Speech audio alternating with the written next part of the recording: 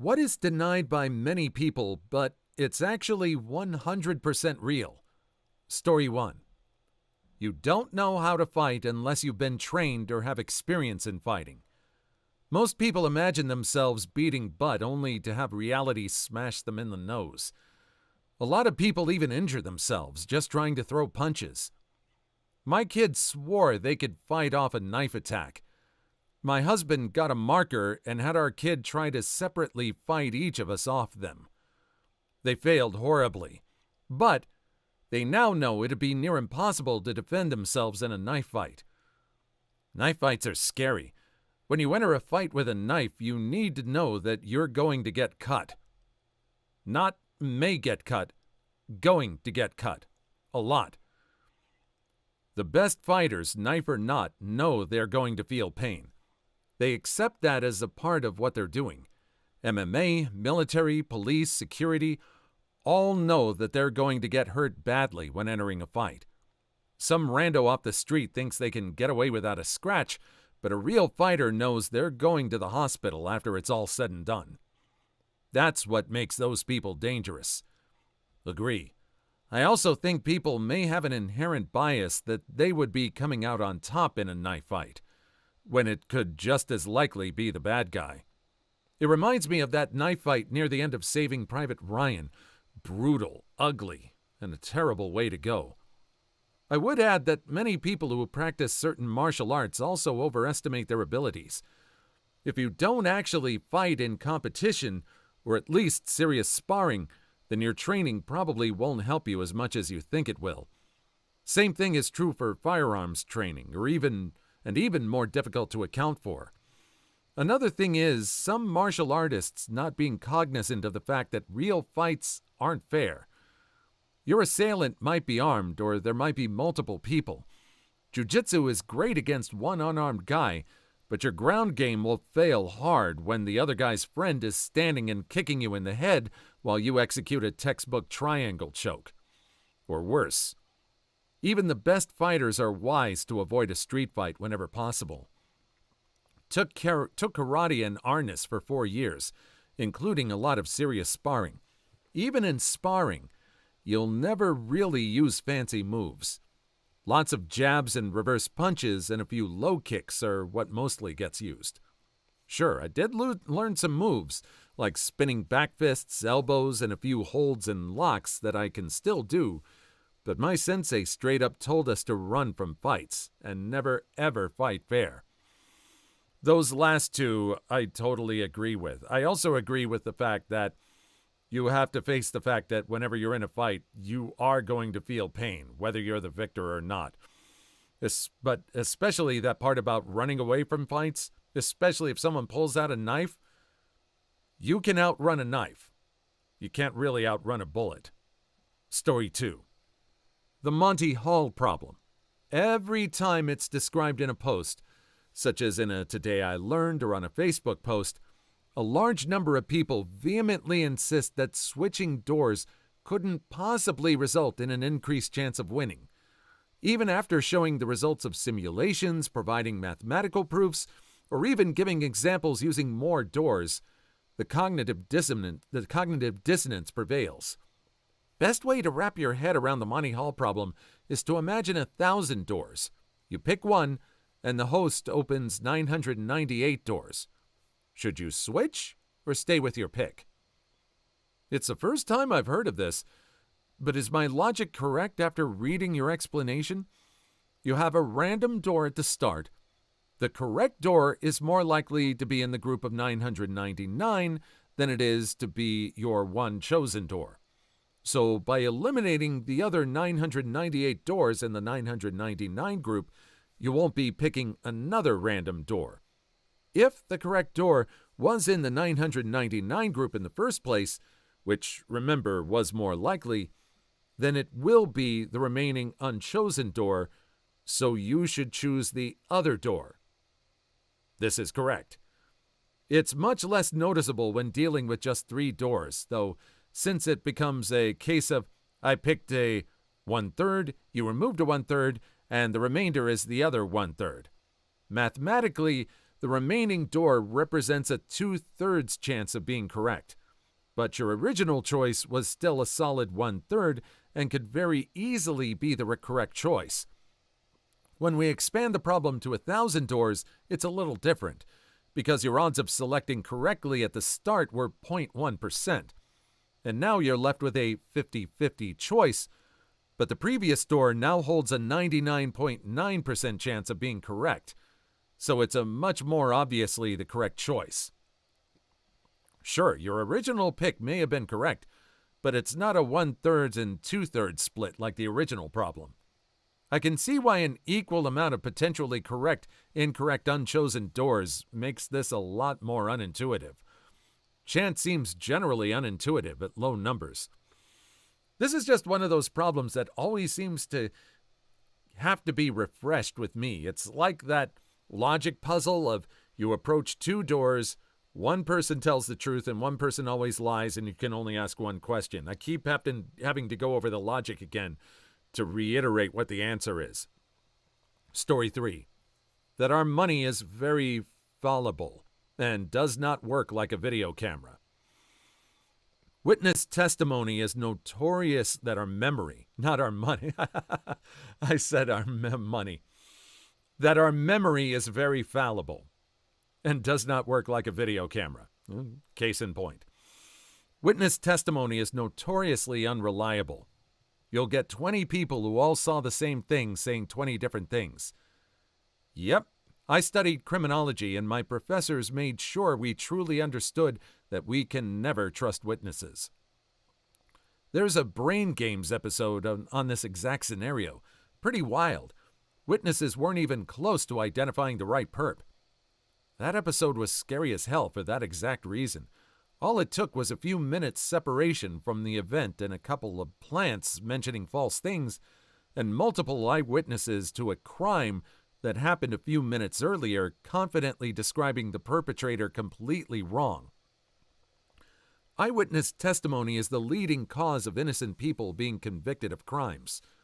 The idea that you can identify someone you may have never met before based on having seen them for 10 seconds, often under poor lighting, is very flawed. I'd be notoriously terrible at this. I can't tell people apart. The first time I watched The Departed, it was so confusing because I couldn't tell the two main guys apart. After I've seen someone enough times, I'm way better at it. Once I worked a coat check at a brunch restaurant. I had to take people's coats, run them down to the basement, go back upstairs, and hand the customer their ticket. By the time I got upstairs, I would have no absolute idea who to hand the ticket to. Like none. Nobody looked familiar. I lasted 2 shifts before I quit from the stress.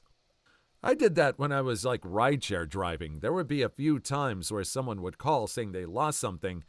And do you remember me? Yeah, Nope, I barely remember. I don't remember anybody I talked to the day before. Probably. Especially that's true when people don't have their own photo on their profile in the app. They usually scrape it off of their social media, which led me to situations where in East LA I was waiting at 2 o'clock in the morning for SpongeBob SquarePants. Story 4. A lie detector isn't reliable. I'm stunned by the number of people who think it is. I see it so often in news stories about crimes.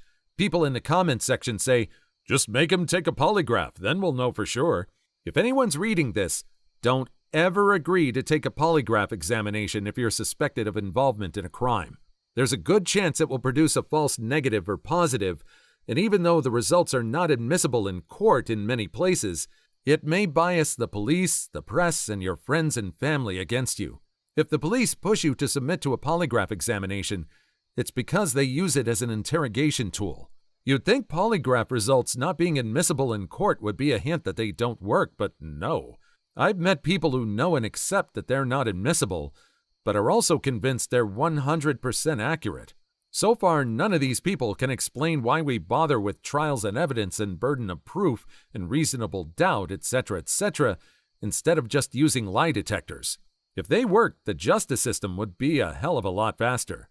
Eyewitness testimony is also extremely unreliable.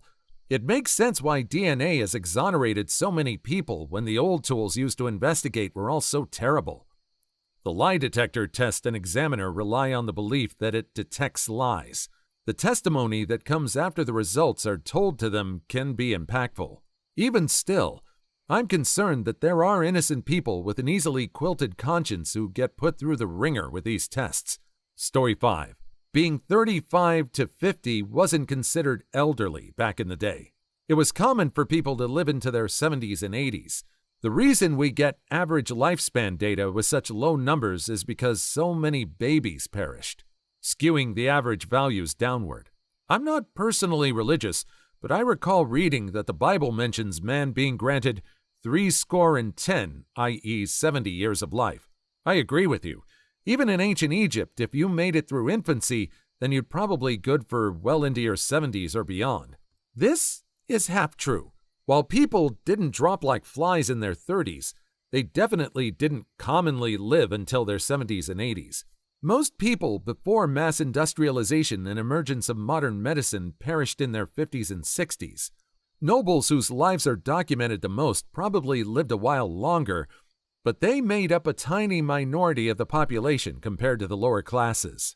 When Social Security was first put into place, only about half of all men who made it to 21 lived long enough to collect Social Security, and they were expected to collect it for roughly 13 years after benefits began. In 1990, almost 3/4 of men who lived to be 21 continued to live long enough to collect Social Security and would do so for an average of a little over 15 years. And that's just in the last century, well after the advent of modern medicine, a period roughly beginning in the late 1700s. Though that's also a bit of a misleading baseline, as the early 1900s were a bit of a low point. In medieval Europe, 1200 to 1750-ish, a man who survived at 21 would be expected to make it to about 62, and interestingly, monarchs would be expected to perish about 6 years earlier than lesser nobles. Looking at modern hunter-gatherers and foragers living without modern medicine or technology of any kind finds lifespans that range from late 50s to mid-60s, with the bulk of the data pointing to somewhere in the middle. Archaeological data is all over the place and is disputed and controversial at best. Most likely, we can say that for the most part, we've increased the average lifespan at 21 by about 10 to 15 years since prehistoric times. But the big takeaway is that we made those last years much, much, much better for most people. Story 6. Most genocides tend to have a lot of deniers, unfortunately. The Armenian genocide, the Holocaust, Stalin, etc. I'm omitting the Great Leap Forward as a genocide because I don't know enough about it or international law to know if it qualifies. But it was definitely the world's biggest bloodbath, the violation of Nanking. So many Japanese deny it happened, including some politicians. And that's not even the worst atrocity committed by the Japanese that they explicitly deny. There was also the Three Alls policy. It far surpassed even the Nanjing massacre in brutality and fatality toll. As a Filipino person, the Japanese were the absolute worst. All we actually know about is the Bataan Fatality March in totality. There was so much more. My great-uncle fought in the Pacific, including the Philippines, and he had nightmares from his time in PH for the rest of his life. He told us before he passed that while in the PH, they'd get used to banzai charges at night. One night, they heard the whistle and opened fire to defend against the charge. In the morning, they realized to their horror what had happened. The Japanese had rounded up the women and children of a nearby village, bound their hands, and forced them to move forward during the charge. The Japanese were absolutely brutal.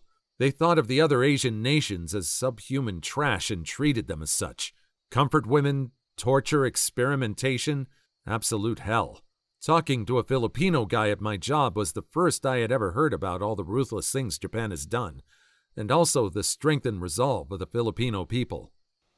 I know some Philippine people, and even after many years, these incidents have still had a big impact on the culture and everybody. A lot of people still remember. But there are still people that deny, too. It's amazing. I always thought it was just the Holocaust that people denied for various reasons, but All these other ones, everyone has their deniers too. It's really strange. Story 7. In-group preference. Implicit biases. Despite countless studies providing evidence that it's human nature and inevitable, people still deny and refuse to acknowledge their own actions. Hate this. I have things I do in my mind to gauge any level of prejudice I may be unconsciously holding in a given situation. But if I mention this in a social group, especially one that counts itself as progressive, it just devolves into, wow, you're coming out and saying you're exist. You're trash. No, mother friender, I'm gauging my own level of implicit bias internally to help me adjust my approach externally. I'm just putting that before my own ego. I hate the social need to deny having ever done anything wrong. I wish I could own my part in different issues without being deemed to be totally at fault or trash or whatever. Well, you did say you did X in the past. Why is it that the level of maturity and self-awareness that knocks therapists' socks off is an everlasting admission of guilt and amorality to everyone else? I have openly admitted I was homophobic and transphobic when I was much younger because I was raised in a conservative Christian household. I was never outwardly cruel, but I had biases that I had to really reevaluate for myself. As I've gotten older and listened to others, learned more about the topics, and met LGBTQ+ people that I love dearly, I realized how wrong I was, and now I advocate for them. Plus, I realized I was bi and some of my thoughts were due to self-loathing. I'm not proud of being that person, but I am proud of allowing myself to grow and learn, and I want to do all I can to make up for my mistakes. No one is perfect. We were all raised in different environments that led us to have certain beliefs, and don't even realize until later how wrong it is.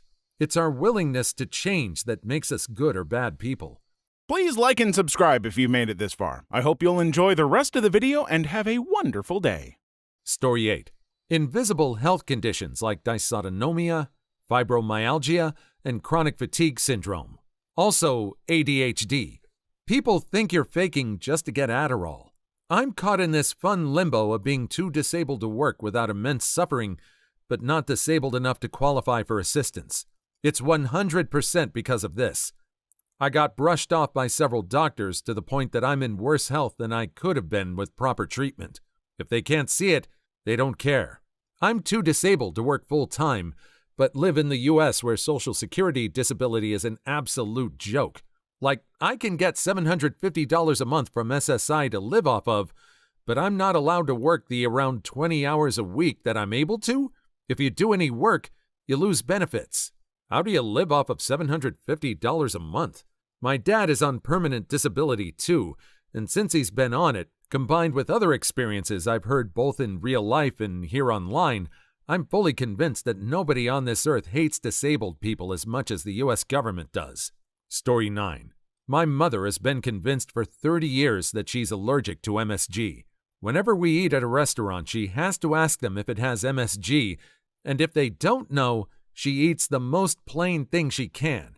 She lives in an incredible location for seafood, but eats all of her shrimp plain. When she was younger, she would get incredibly sick after eating some meals, to the point of throwing up and passing out commonly. Her and her dad have seen many doctors before. The sixth one, who I assume is a quack, said it was MSG allergies, and she hasn't ate it since. She also hasn't had an episode except a few occasions where she forgot to ask about MSG. However, she loves tomatoes, which have a ton of MSG, and I've read studies that show that MSG allergies aren't a thing. I love MSG, and even have a big bag of it to add to my cooking. I'm very tempted to cook her a good meal with a good amount of MSG to show her that she can actually enjoy flavor. MSG is in nearly everything, and she has to read the ingredients of everything at the grocery store. But I'm absolutely not going to do that for the gotcha, so I just let her live her culinary bland life. Edit to clarify some things. Yes, I'm very well aware that there is no such thing as MSG allergy. I've read the studies years ago. Yes, I've tried showing them to my mom. No, it didn't convince her. She's committed to the false narrative. No, I'm not actually going to sneak some in her food. Even knowing it isn't real, I'm not doing that. Your mom is most likely wrong, but I would advise against food tampering. Even if you make a correct point, it will lose any trust she has with you. It's a very quick way to make someone extremely upset, and it's also illegal. Any meat, fish, shellfish contains MSG too. All the fear-mongering stems from a pseudo-scientific article by a non-scientist from around 50 years ago. The dude just didn't like Chinese immigrants, basically. There's also no scientifically proven case of any form of MSG allergy. Story 10. That body detox is like 100% hogwash. Yes, you can reword the phrase and say something similar that may be similar, like being aware of what you're intaking, and it may make yourself feel better, because it might just be the fact that the food you are eating may be bad for you, and so the new food you're eating takes less energy to digest. Don't quote me, I'm not a medical professional. The phrase itself, detox, is usually used when you want to clear your system of impurities and harmful substances. Do you know why your body detoxes? Because you have a liver and kidneys. The body does it for you. And the whole new thing of alkaline water is complete hogwash. Because stomach acid has a pH of, I think, 1 or 2. You drinking alkaline water doesn't do squat, because if you eat a tomato, it doesn't change it. If you have something that's naturally alkaline, it doesn't do anything because of the stomach acid being so acidic. If you really think about it, the blood's pH is 7.35 to 7.45, and if it even slightly goes out of that range, it is detrimental to the body and you will become very ill. So if you listen to all these people on social media, just know it's complete BS. It would be like saying put a hole in a mask so you can breathe better. It doesn't do anything better for your body because the reason for the mask is to not make you sick. The mask is the kidneys and liver, and the hole is the alkaline water. Basically, it does nothing. Story 11. Psychological addiction to marijuana is a real thing. Edit. To the you can be psychologically addicted to anything crowd. Yes, you can treat your dopamine receptors as a gumball machine with various different activities, but these are different to imbibing a foreign substance which has the side effect of releasing dopamine. The point is, many people deny that it's addictive, but can't go an hour without being high. I'm sure y'all have seen burnouts. This is especially true if you struggle with your mental health. I tried weed for the first time when I was 14, and it was an immediate relief from all of my worries and anxiety. I started smoking more frequently until it became a daily thing, but I didn't realize I was only getting high to escape from my problems. That was 5 years ago, and here I am sitting in my room, still high as hell and still running away from my problems. This annoys me so much. I have friends who need to smoke another bowl if we're driving 10 minutes somewhere, or they'll have a problem. I'm not addicted, I just need to smoke it every 15 minutes or I get panic attacks, and my brain goes into Chernobyl nuclear meltdown mode. Story 12. That having children is not for everyone. That it's not all sunshine and the meaning of life, and millions of people regret being parents. This is true, and I think everyone on both sides of this needs to accept that becoming a parent means absolutely committing yourself to the cause. You can't just give up when it gets too hard. Your kids are now your entire world. If you're not ready to commit to that, then you're not ready to be a parent. Too many of my relatives saw having multiple kids as a fun thing to do when they were wholly unprepared for the situation, and now their kids and those kids' grandparents at present have to deal with the consequences. It's also a lot harder to have kids now than it was 25 years ago when I was born. I owe my entire life to the benefit system that supported my single mother and her 4 children, which was slowly dismantled as I became older to the point that my mother started leeching from her kids because she could no longer support herself. Now I'm earning more money than she ever has, but I can't even afford to rent a flat. Story 13. 1.